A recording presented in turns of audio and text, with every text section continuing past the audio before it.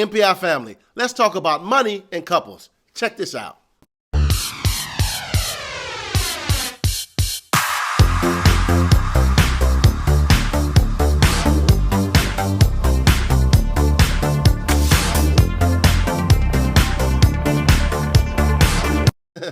That's cute, right? Listen, the number one reason people have arguments in couples is money. So you've all expressed concerns about it. You've asked for some tips about it. So this video is for you. Tip number one, be open and honest with each other. Listen, I'm going to say something that's going to shock you, but hear me out first. Having a 500 credit score is not a bad thing, okay? All right, how can you say that? I know your heads are spinning right now. I get it. It's not the 500 credit score. That's a bad thing. Not being willing to fix that 500 credit score and work on it, and two, not being honest about it. Listen, the number one reason is not necessarily the money, and I've worked with hundreds of couples. It's not really the money, it's the surprise. I didn't know you had a 500 credit score. I didn't know you had a gambling issue. I didn't know you had a problem with spending too much money on clothes and you put your bills as a secondary priority. I didn't know that you were an awful tipper at the restaurant.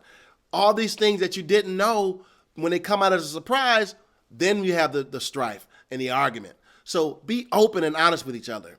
Again, the red flag comes in if that person that has a 500 credit score is not willing to fix it.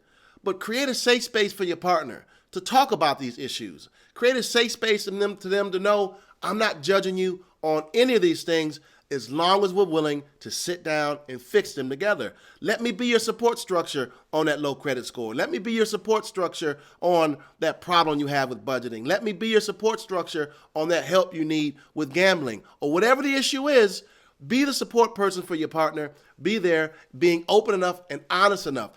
Talk about issues like, do we want to have joint accounts or separate accounts? Usually the folks I work with have a combination of both. There's no wrong way to do it, as long as you're transparent, open, and honest.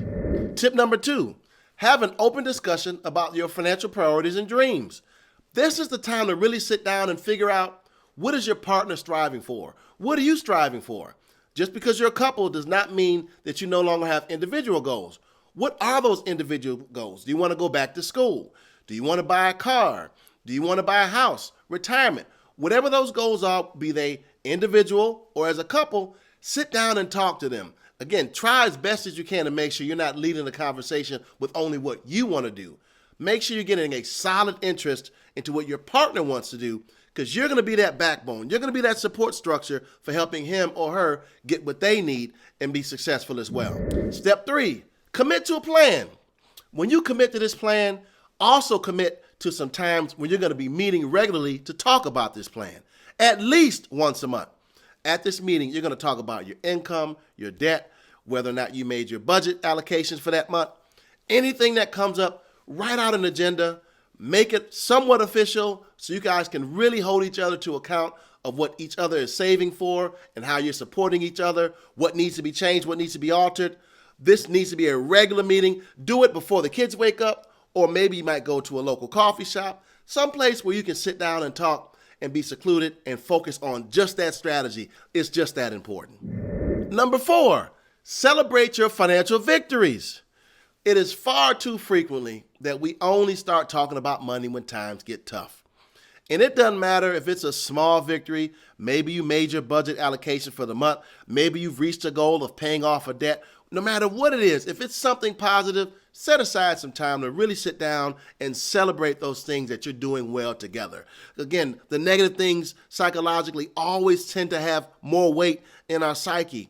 Let's make it very deliberate of how we're taking the positive and focusing on the positive, so you're not always talking about things only when times are tough. Step number five, always remember, this is a no judgment zone.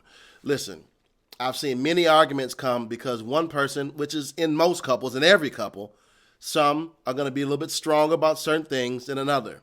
One person might take a little time for him to get the discipline to budget, or she might take a little time to break that shopping habit, or he might take a little time to really get that FICO score up as fast as he needs to. Whatever it may be, one person might be a little bit weaker. Show that person love, show that person patience, give that person some encouragement.